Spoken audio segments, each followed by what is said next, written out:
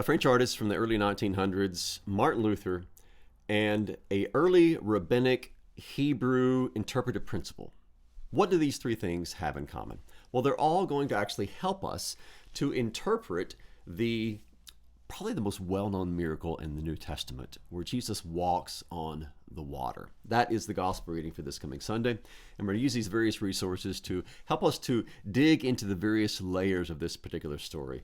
I think some people have the impression that Jesus walking on the water was just a display of his divine power. Well, okay, you can't argue with that, but it's a whole lot more than that. I'm going to show that there are at least 4 different layers to this particular account in Matthew's gospel. So first of all, who's this French artist that I'm referring to? His name is Francis Picabia. He was active, especially in the first half of the 1900s, and he experimented with various art forms, but he became probably most well known for what were called the transparencies. I'm going to put 2 or 3 of these up on the screen so that you can just kind of get an idea as to how these looked. So as you can tell, they are a layering of picture upon picture, with the final product mixing older and more contemporary images. One reviewer described these as meandering hieroglyphs, or they're like a multi-exposure photograph. But the main point is that they bring together, they layer together all of these various images. Now, I want to look at one in particular. This is based upon the biblical account of Salome. And this is the story that actually directly precedes Jesus walking on the water. So it actually fits in with what we're talking about here.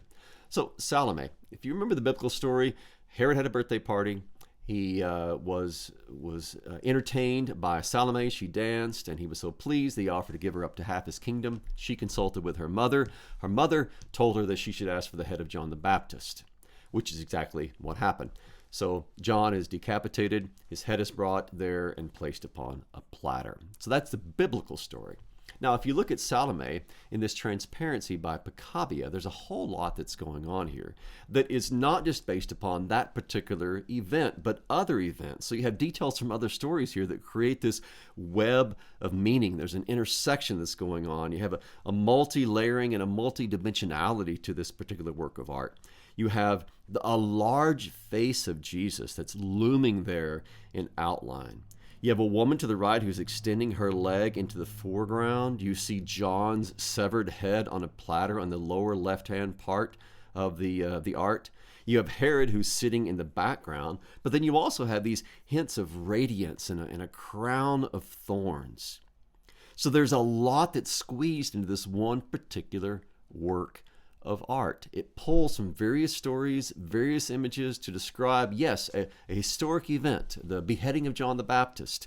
But a whole lot more is happening here, and this art form is able to pull all of this together to make these layers so that we can understand that there's a connection that this story has with a lot of other stories as well. And that's why I wanted to show this to you. Often, art is actually helpful for us in biblical interpretation. And this is a great example of how art can, as it were, give us a framework by which we can read the art of the scriptures, if you will.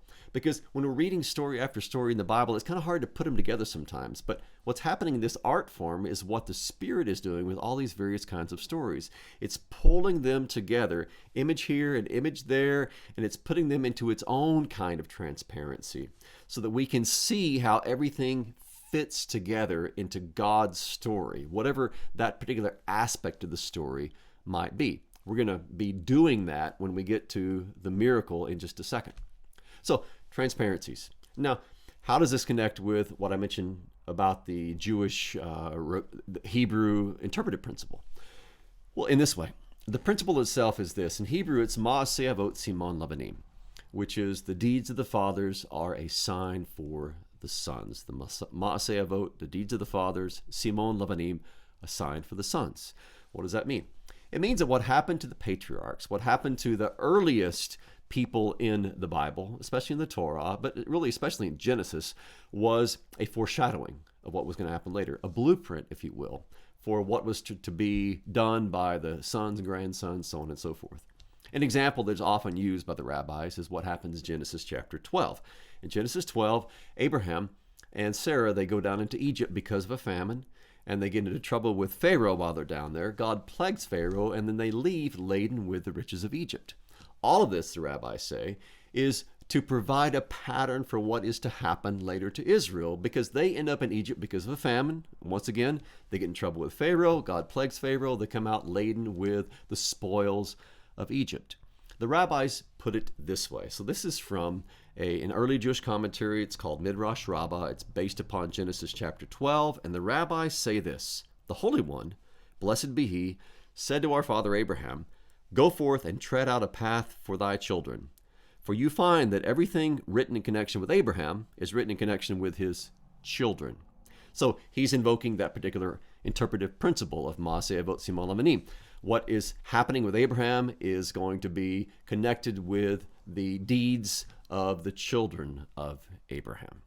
So the Torah is going to be important because that's where all of these events of the fathers are recorded. And that then leads us from this French artist and this rabbinic saying now to Martin Luther.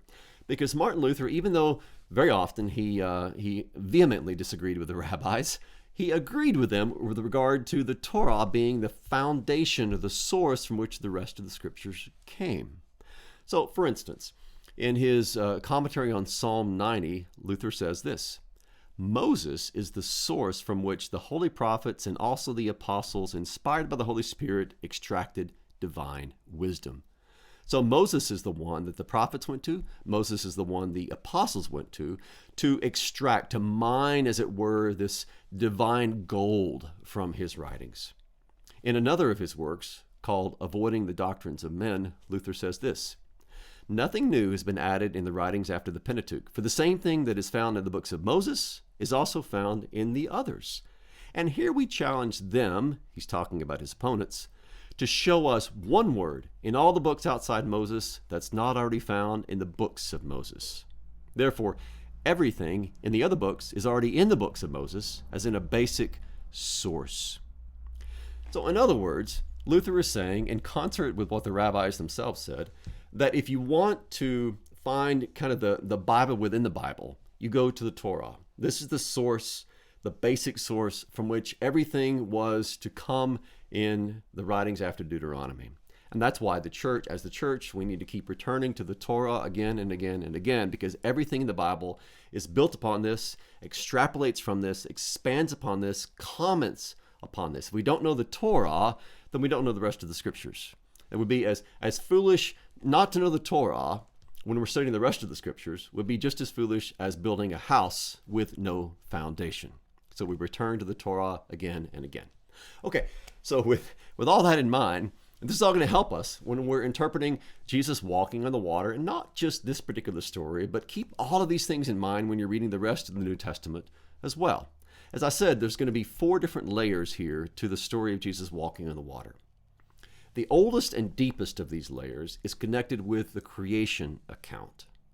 So if you go back to the first few verses of Genesis chapter 1, you read that the earth was formless and void, and darkness was over the surface of the deep, and there was this tohu vavohu, right? This formlessness and void. There was chaos. There wasn't anything that was spoken into order yet. You had darkness, you had water, and then you have the creative spirit that comes to flutter above those waters. Well, all of this is the background for what is happening when Jesus crosses the Sea of Galilee. First of all, it happens in darkness, right? Because this happens between 3 and 6 a.m. It's one of the last watches of the night when Jesus decides he's going to walk over the water. So you have dark waters once more, and you also have chaos because this happens during a storm, right? So you have chaotic waters all around you, you have darkness, and then you have the Creator walking on top of these. He's treading upon that which he himself has created, and he's treading upon that which he is about to speak into unchaos, into order, which is exactly what he, as the Creator, does for his disciples. So don't read the walking on top of the water without connecting it in this transparency that we are artistically creating.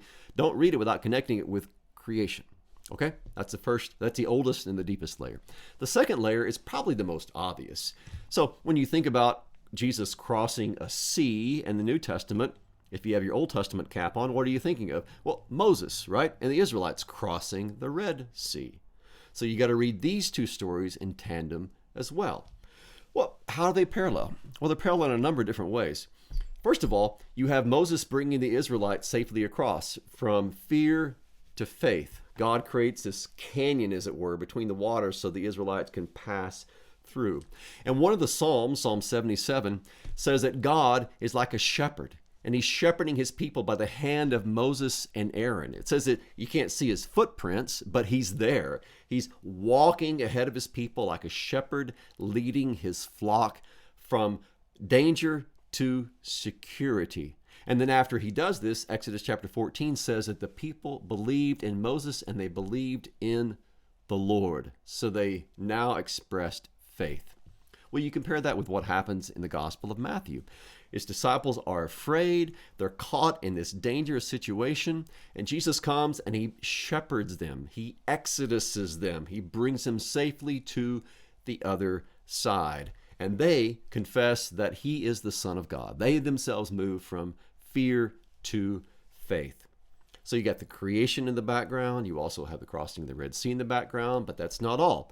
There's this very intriguing description in some of the prophets, Isaiah in particular, where they draw upon some of the mythology that was present in the ancient Near East to describe the activity of God. So in some of the Babylonian, for instance, Babylonian cosmogony, talking about how creation was made, you have the slaying of a sea monster. And that is paralleled in what Isaiah has to say. So if you look at Isaiah chapter 51, verses 9 and 10, it says, "Was it not you, God, was it not you who cut Rahab in pieces?" Rahab being the name of this ancient sea monster that pierced the dragon. "Was it not you who dried up the sea, the waters of the great deep, who made the depths of the sea a pathway for the redeemed to pass over?" And then elsewhere in Isaiah, in chapter 30, verse 7, we read of how Rahab is a personification of Egypt. So there's a lot that's going on here, but basically Isaiah, just like preachers today, use various kinds of examples in their proclamation. So Isaiah and other prophets is using an example from common mythological stories to describe the activity of God. And he's saying, you know what? Just like the mythological sea monster Rahab was slain, that monster is like Pharaoh and the Egyptian powers that God, Yahweh, conquered there at the Red Sea. Now, this also fits in with what Jesus is doing, because he is there to when he crosses the water, to declare that he is the one who is in charge of creation. And he is the one who is going to bring creation in subjection to himself by his powerful word. So this particular crossing is a foreshadowing, more or less, of how he's going to finally destroy all the powers of darkness and destroy the work of the devil in his resurrection. So just like Isaiah drew upon this mythology to describe how Yahweh was victorious over the waters, so we have Jesus being now victorious over the waters of the Sea of Galilee. Okay, one more layer. And this is what you might call the baptismal layer, if you will. It's kind of pulling together all of these particular parts of the story. So what happens at baptism? Well, Christ as creator is once more present at the waters. You have the Spirit hovering there, just like it was hovering at the baptism of Jesus, in order to bring his people from death to life. He's bringing them into this new creation of himself. It's also a parallel to what happened in the Exodus and the crossing of the Red Sea, because now, just like Paul uses the crossing of the Red Sea in 1 Corinthians as an illustration of baptism, so the crossing of the Sea of Galilee is also connected to baptisms. In both of these, you have God bringing you through the waters safely to the other side, from fear to faith, from not believing to believing. So you have this baptismal imagery here as well, in which God is, as creator, is bringing you to a new creation, as redeemer is bringing you into a new exodus, and then finally as victor over all the forces of darkness is transferring you from the domain of darkness in baptism into the kingdom of light. So all of this together provides us with this beautiful picture, like a transparency, if you will, of how God is active from the beginning of creation all the way to the end of creation, to really to the last day, using water in various ways in order to do good for his people. He's creating via water. He's recreating via water. He's redeeming. He's restoring. He's exodusing. He's bringing people to faith. He's baptizing them into his kingdom of light. So all of this together is provided for us in Matthew's gospel. When you read that particular gospel in light of everything else that has been happening in the scriptures. Well, as always, thank you for watching, and I hope that this is going to be beneficial to you as you meditate upon this gospel reading, as you maybe teach or preach based upon it, and may God continue to lead you to a deeper understanding of his word and to a greater appreciation for how all of these stories from beginning to end are mingling together to provide for us this big picture of the salvation that we have in the Messiah. Have a great day, and may God's peace be with each of you.